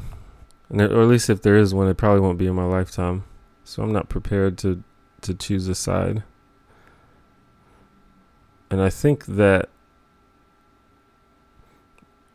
the fact that people are expecting or hoping for a revolution is it's not a good way to be. It reminds me a lot of Christians who are expecting and waiting for Armageddon.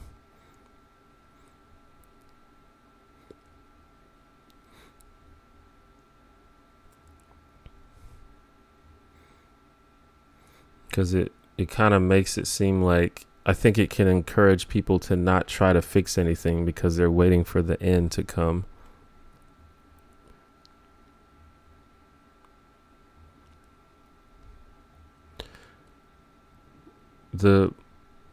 I've seen porn that weirds me out. I don't intentionally try to watch porn that weirds me out, but I've definitely stumbled upon some weird porn, for sure. I think it's impossible not to be an avid user of porn and fairly frequently find some shit that kind of weirds you out.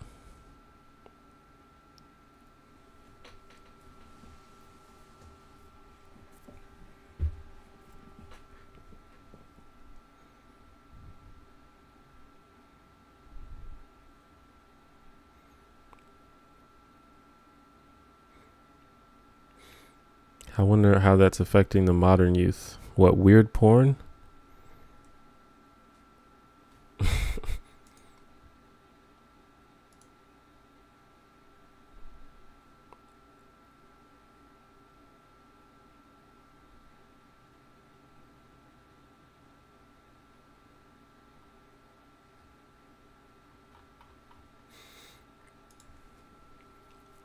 I just ate, like, I just made like some sandwiches earlier, and I'm already hungry again. I like ate it like right before I started the stream, and they were like hearty sandwiches too.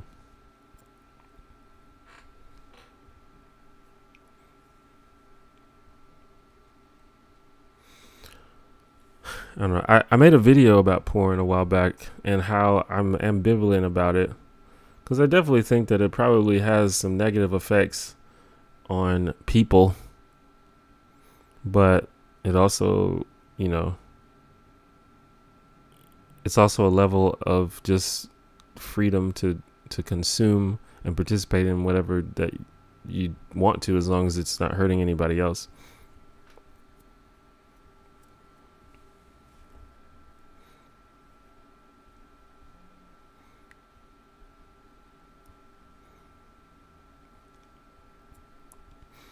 Hentai with tit ninjas. I've never been into hentai. I think it just doesn't look realistic enough. And it's not even, I don't know. It's it's weird to me. I think a lot of children are accidentally finding weird porn in much greater numbers thanks to the internet. That's probably true. But we have to sort of, I guess we have to then argue why that's bad. If it is bad. I mean, maybe it's good. Maybe it will make people more open-minded and more tolerant of people with different lifestyles than themselves. But who knows?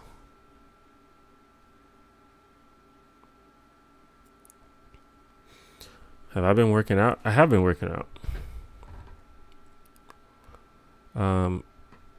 Actually, it's been kind of an extended break, not by choice, but I haven't worked out maybe like a week and a half. But I do work out pretty frequently now.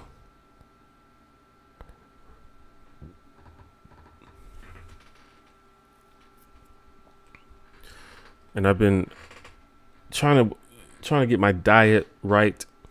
I mean, I have a pretty good diet. Like, I eat pretty well, but in terms of eating correctly in order to like build muscle and like look good, which is what I'm trying to do, you have to be a little more specific about what you're eating.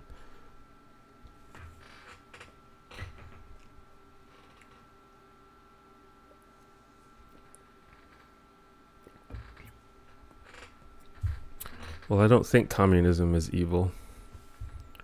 I don't agree with it. Two different things. But I don't make a lot of videos about political like systems because I just don't really feel like I'm a good person to talk about that.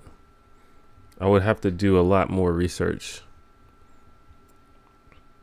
But I mean, everyone has their own views. Just because you don't agree with something doesn't mean that you think it's evil.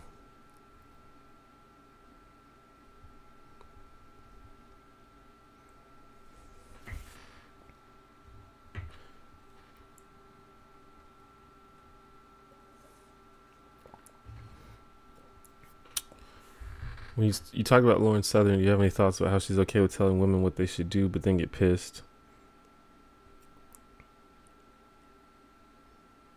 at Islam for doing the same thing? I mean, I don't know anything specifically about that. I mean, I guess you have to be more specific, but I think Lauren Southern is a silly person with silly beliefs, and I don't really take her seriously, so.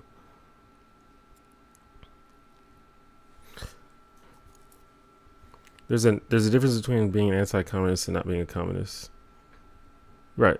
And I'm not a communist, and I'm also anti-communism. As in, I don't want communism to be the society. I don't want my society to be a communist society. That doesn't mean I think it's evil.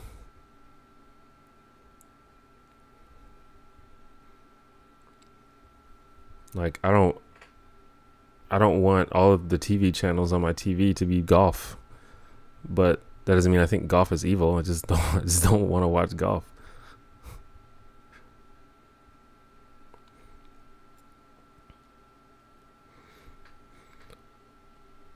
The way in which Western reactionaries and Islamic reactionaries are basically the same is hilarious.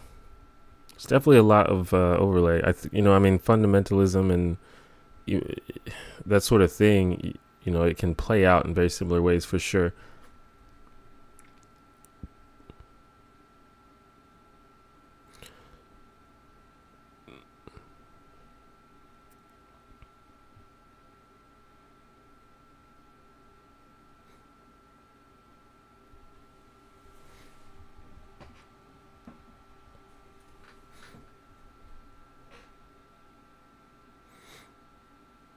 Am I anti-golf? I'm not. I'm anti. Insofar as, do I want my TV to be overtaking my golf? Then yeah. Not in general. Like, if another country wants to be a communist country, then they're fine. That's fine. I don't care what they do. That's not my society, and I just won't move there. So if that under that definition, you don't think that that's being anti-communism, then I guess that's not what I am then.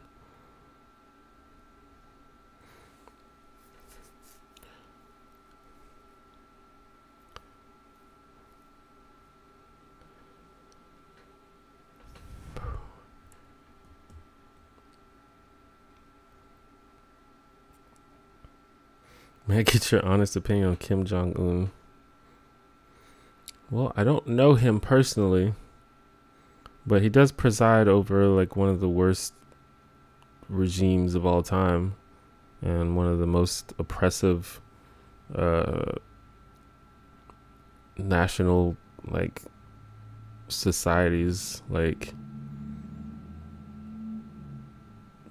currently and like ever.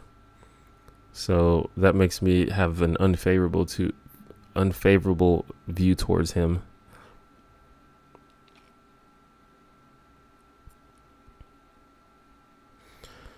Why does David Bowie get a pass for having sex with a 14-year-old? I don't know. I don't know anything about David Bowie. Did he do that?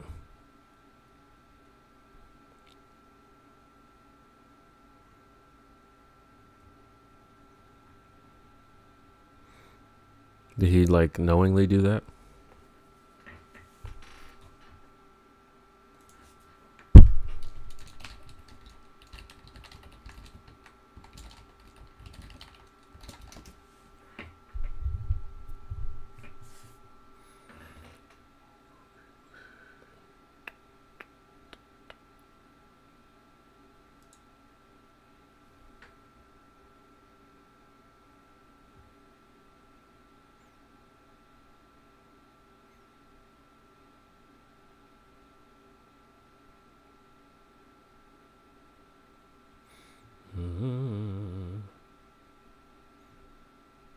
It seems like probably most people just didn't know about it, because it seems unlikely that people knew that he did it and was just like, it's okay because it's David Bowie.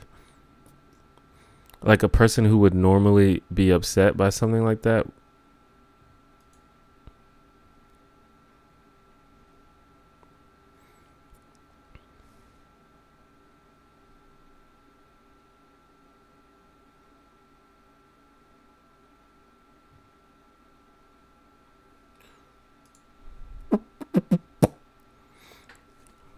I don't consider myself a Democrat or a Republican. And we've been talking about politics all day long. That's kind of like one of the main things that we talk about on this stream, so that's fine.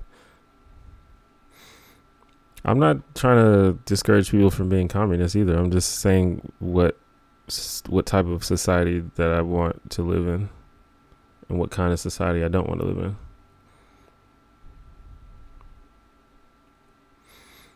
In fact, it's probably best for society that you have different people with different ideas so that everyone can contribute and make a something that works together and can help everyone a little bit.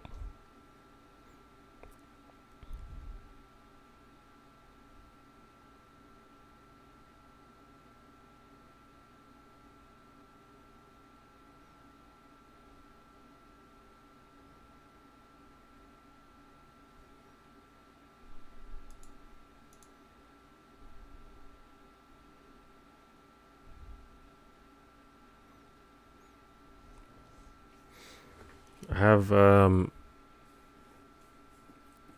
I guess I think of myself as a progressive, but I don't know. Some people think that I'm a moderate, and some people think, I don't know what I am. I just believe what I believe. I think of myself as a progressive, um, and I don't think that any party in America is like pragmatically progressive, but I, in general, I find myself voting for Democrats just because they're more progressive and they're just less like shitty to human beings, and like they're less likely to promote policies that just really just shit on people.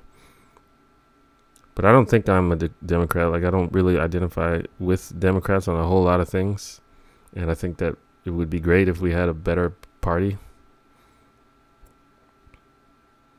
But I have no allegiance to them. If there was a Republican that had like common sense ideas that weren't shitty and that I thought would be beneficial, I'd be happy to vote for a Republican.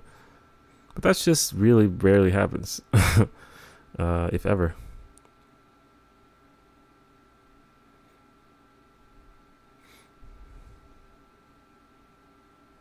I remember being really interested in John Kasich. And I wonder if it was between John Kasich and Hillary Clinton. Like, I would have strongly considered, I would have had to think about that. Like, I would have considered voting for Kasich in that situation, but I probably would have still ended up voting for Hillary just because it's, or I mean, I voted third party, but if I'm just saying, like, hypothetically, if it was between those two,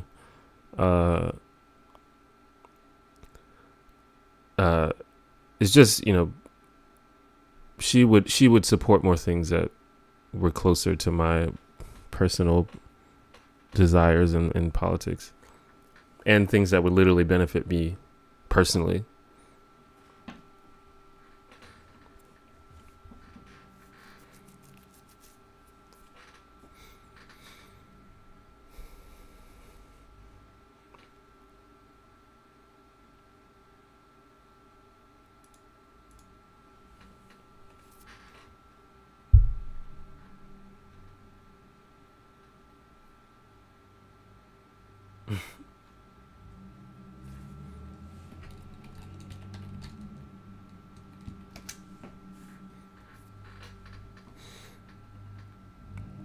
So we're gonna go for about 5 more minutes. So if you have like a final question or anything like that, that'd be great. Thanks for everyone that came to my stream today. Sorry it was on Monday instead of Sunday, but we're gonna kick back to Sundays starting next week. So that's when the streams usually are. If you don't know, I stream every week, every Sunday.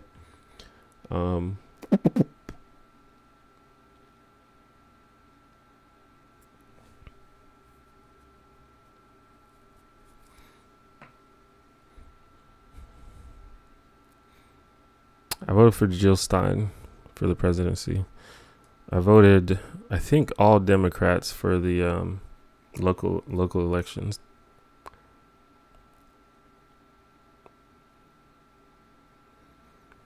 But I also voted in Alabama, which is one of the reddest states ever. Perhaps, maybe not the reddest state. Maybe it's close though. Maybe like the third reddest state.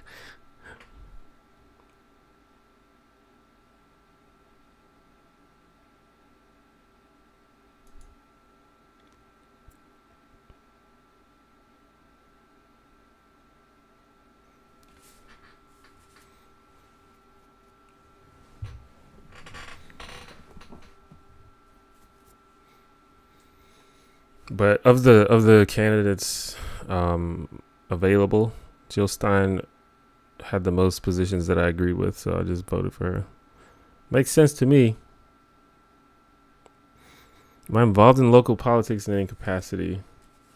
Not so much, only insofar as I try to keep up, but I've been wanting to actually get more involved. Like I want to like go to like city council meetings and shit. Like I might start doing that. Because I really think that Alabama could be, has the opportunity to show people that even in like what is perceived as like a really red conservative state. Like you can actually get progressive things done, because in Birmingham, the city I live in, which is the most populated city, there's a lot of progressive things going on. And there's a lot of groups, like there's like the Social Democrats groups of Alabama, there's a progressive Alabama groups, so there's a lot of stuff going on. And, I think all it takes is just concerned citizens to actually like get off their ass and fucking do something.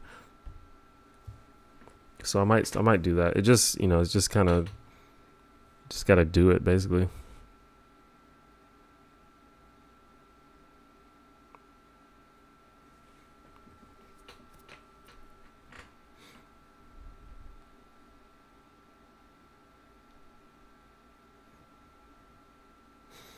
Well, yeah, but at the same time, that's something I've been talking about doing for a while, and I haven't really done it. But sometimes it takes a while to get to the point where you're actually doing something. As long as you keep saying it, and then one day you'll just actually do it. And I think it would be good too if I find some other people that are interested in doing that. Like I said, there's groups and stuff that I can reach out to. Are there any policies that you believe in that would be considered right wing? I don't think so. Although I don't know if I have the best understanding of what's considered right wing and what's considered left wing, because in America, there's really no like left wing party, no true left wing party. So a lot of the views that I have that I might think are like super fucking liberal, like they're probably like center right or something. Like, for example, being like pro some form of capitalism, is that right wing? Because I obviously don't believe in like complete free market capitalism, but for example, I like private property, and I don't agree with collective ownership of the means of production. So is that a right wing thing? I don't know.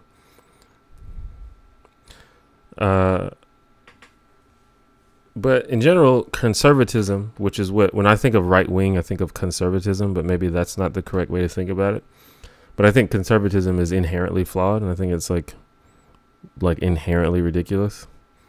So, there's nothing that I personally believe that I would consider to be conservatism. Or at least modern conservatism. But it's very possible that I have a not the best understanding of all this stuff. I've learned a lot more about these kinds of things as I've interacted with this community, because a lot of y'all are just much smarter than me on these things.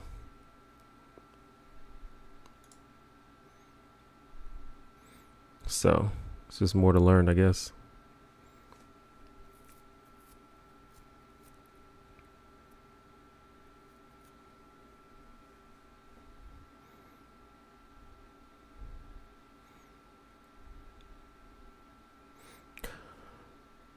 And I guess we'll end on that one.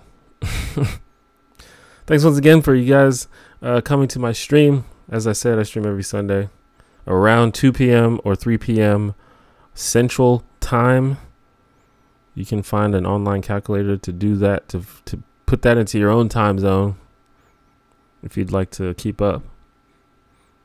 If you have social media, please follow me on social media, especially Twitter, but I got them all.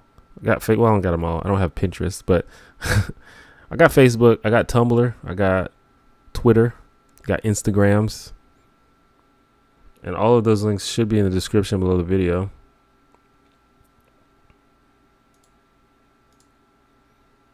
And if you can't get to below the video for some reason, just type in the one janitor on your social media of choice, and it's probably me.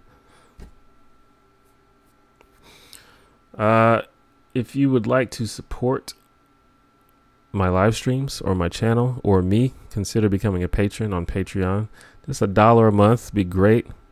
Right now, like that's what's making me able to survive as a YouTuber, is because of support from people like you. So I definitely appreciate that. And I think that I've responded to the support by making more stuff for you guys and live streaming more. Like I live stream every week, and I've been making a lot of videos. So that's all because of you guys.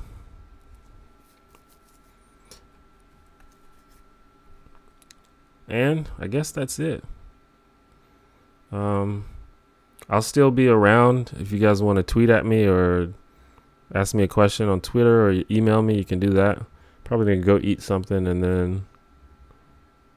then just get back on the computer, maybe edit some videos or something. But anyway, I'll see you guys later. Bye.